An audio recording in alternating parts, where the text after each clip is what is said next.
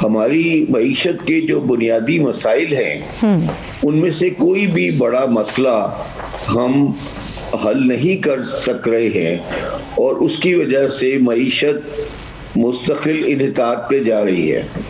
अब अगर हम उसको कवर अप करने की कोशिश करें और वो ये कहें कि हमने कोई चीज अचीव कर ली है तो वो बात गलत है। आपने यहाँ पे बिजली की मिसाल दी है। बात बड़ी सिंपल है कि बिजली में गवर्नमेंट को अपनी जेब से पैसे देने पड़ रहे हैं जो कि IMF वगैरह एग्री नहीं करते। अब वो एक गवर्नमेंट एक खेल खेलती है, कभी वो उसको इंडस्ट्रियल्स को ट्रांसफर कर देती है, फिर वहां से बिजली की आप उसको ट्रांसफर कर देते हैं कंज्यूमर्स को। तो अल्टीमेटली मसला तो ये है कि एक सर्टेन अमाउंट का सब्सिडी जो बिजली पे गवर्नमेंट को बर्दाश्त करनी पड़ रही है वो पाकिस्तान का एक बोझ है। अब वो बोझ कैसे सेटल होगा वो आप आवाम के सामने नहीं लाना चाहते।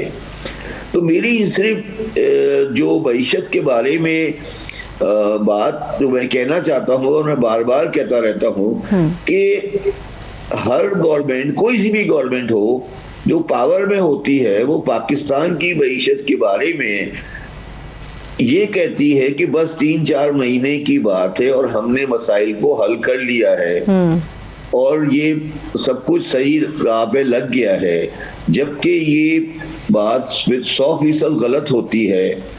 और पाकिस्तानी मईशत तकरीबन 25 साल से पटरी से उतरी हुई है और इसको पटरी में लाने में भी कम से कम 8 से 10 साल लगेंगे।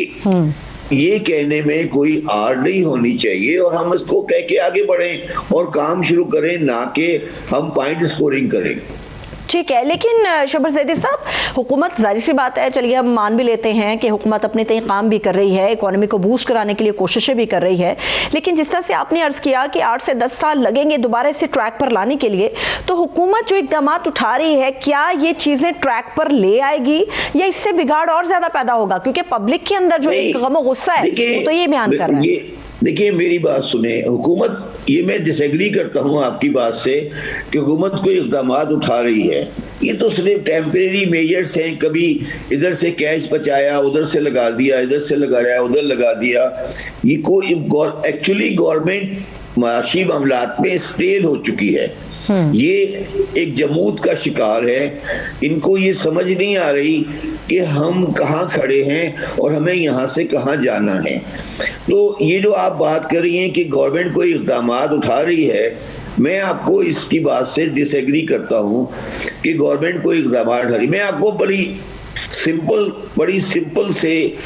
सिंपल तरीके से पाकिस्तान की मईशत के 5 बुनियादी मसाइल बताता हूँ और जब तक आप वो मसला हल नहीं करेंगे आपकी मईशत डगर पे नहीं आएगी।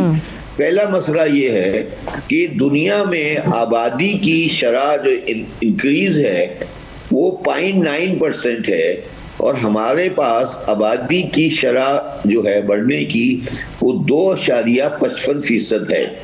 अगर पाकिस्तान की आबादी इसी लेवल से बढ़ती रही तो पाकिस्तान किसी हाल में भी तरक्की नहीं कर सकेगा, पहली बात। दूसरी बात, हमारी इंपोर्ट तकरीबन 70 बिलियन की है और हमारी एक्सपोर्ट 30 बिलियन की है।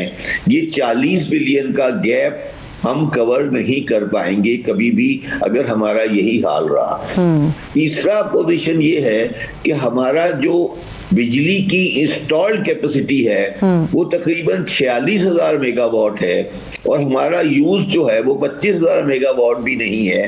तो हम 20,000 मेगावाट के पैसे कैपेसिटी चार्जेस पे करते हैं जो अल्टीमेटली कंज्यूमर को देने पड़ते हैं। चौथी वजह है कि हमारा जो टैक्स का बेस है, जो गवर्नमेंट ने अब एक्सेप्ट भी कर लिया है, वो नहीं बढ़ पा रहा है और हम उन्हीं लोगों को टैक्स कर रहे हैं जिसकी वजह से माशी सरगर्मियां सुकड़ रही हैं, बढ़ नहीं रही हैं। और आखिरी बात वो ये है कि हमारी एग्रीकल्चर प्रोडक्टिविटी और एग्रीकल्चर में रॉ मटेरियल प्रोड्यूस होने वाला जो मटेरियल है वो ग्रेजुअली खराब हो रहा है, बेहतर नहीं हो रहा। तो अगर जो मैंने आपको ये 5 चीजें गिनाई हैं, अगर इन 5 चीजों पर आप मुझे कोई एक अमल बता दें कि गवर्नमेंट ने, कोई गवर्नमेंट भी, मैं बात इसकी गवर्नमेंट की बात नहीं कर रहा, मैं बात कर रहा हूं पिछले 25 साल में किसी गवर्नमेंट ने भी इन 5 मसाइल पर कोई कामयाबी हासिल की हो, तो मैं फिर मईशत के बारे में गुफ्तगू करना छोड़ दूंगा। ये 5 बुनियादी मसाइल हैं पाकिस्तान की मईशत के, जो हम इग्नोर करते हैं और हम फिर छोटी मोटी बातें करके अपना टाइम ज़ाया कर रहे होते हैं और लोगों को बेवकूफ़ बना रहे होते हैं। ठीक है, अब सर ये जो आपने 5 बड़े ही अहम नकात हमारे सामने रखे, मैं कहूँगी माँ सिवाय ये जो आबादी बढ़ने का आपने फिगर हमारे सामने रखा, माँ सिवाय आबादी बढ़ने के फिगर के बाकी जो 4 मामलात हैं, इसमें हमें तकरीबन हर दूसरे चौथे एक लंबा भाषण जो है, एक लंबी तकरीर हमें सुनने को भी मिलती है, अखबारों में भी मिलती है। अब नहीं, मुझे देखिए मैडम, तकरीर आपको मिलती है, जी तकरीर आपको मिलती है, मगर क्या ये मसला किसी लेवल पे भी कोई इंप्रूवमेंट नजर आई तो मुझे बता दें। ठीक है, मैं सर इस गवर्नमेंट को चलिए छोड़ के जरा पिछली गवर्नमेंट की तरफ चलती हूँ। टैक्स के मामलात के ऊपर आप भी फेडरल बोर्ड ऑफ रेवेन्यू के चेयरमैन रहे हैं। टैक्स के मामलात पे दर हकीकत हमारा प्रॉब्लम है क्या कि हम हर साल, हर दफा, हर बजट में टैक्स बढ़ाने की, टैक्स रेट बढ़ाने की बात करते हैं मगर होता कुछ नहीं है। मेरी बात सुने जी। मैं तो सिर्फ 7 या 8 महीने टैक्स का चेयरमैन रहा हूं और मैं अपनी नाकामी को देखते हुए छोड़कर आ गया था जी। और अभी जब गवर्नमेंट आई थी तो उसने कहा हम डिजिटलाइजेशन कर रहे हैं, हम ये कर रहे हैं, वो कर रहे हैं और ये कर रहे हैं। और अभी 3, 4, 5 दिन पहले मैं गवर्नमेंट की गई स्टेटमेंट सुन रहा था कि हम टैक्स का बेस बढ़ाने में नाकाम हो गए। ये बड़ी मेरे हिसाब से खुशी की बात है उस सेंस में कि गवर्नमेंट ने कम से कम ये एडमिट किया कि वो इस चीज में नाकाम हो गए हैं और ये वो नहीं कर पा रहे हैं।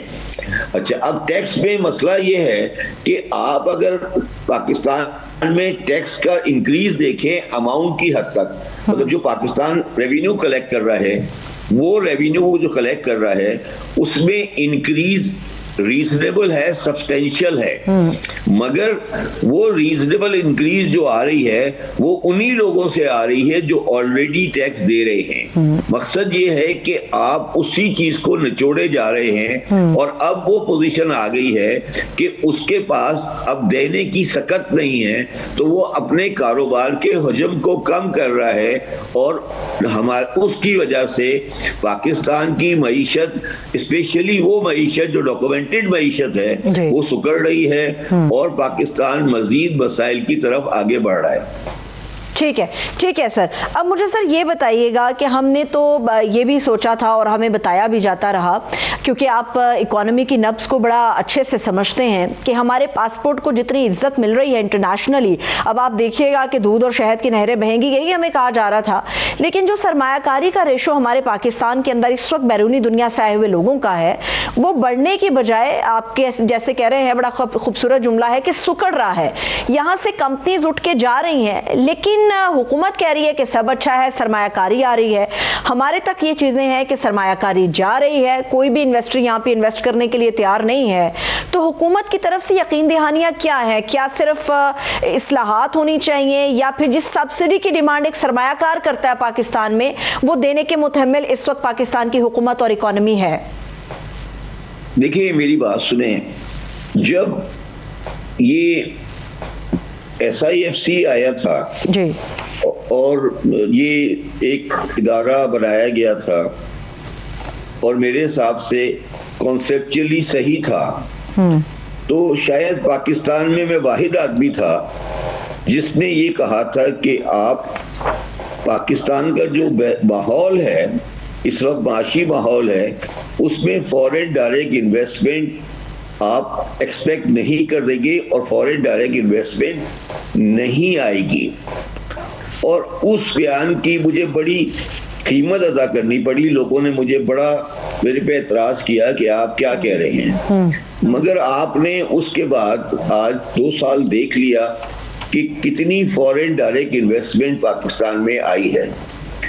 तो अगर आप ये समझ रही हैं कि पाकिस्तान में फॉरेन डायरेक्ट इन्वेस्टमेंट आ जाएगी जी। तो फिर आप इस काम को जानते ही नहीं है और आपको अलिफ-बे भी नहीं पता इसकी। मैंने 40 साल इसी काम में गुजारे हैं। मैं इस चीज का पाकिस्तान में एक्सपर्ट हूं। मैं 40 साल तक पाकिस्तान की सबसे बड़ी अकाउंटिंग फर्म का सीनियर पार्टनर रहा हूं। FBI चेयरमैन तो मैं सिर्फ 8 महीने रहा हूं। जी। मुझे पता है कि कब इन्वेस्टमेंट आएगी और कब इन्वेस्टमेंट नहीं आएगी और कब जाएगी और कब नहीं जाएगी।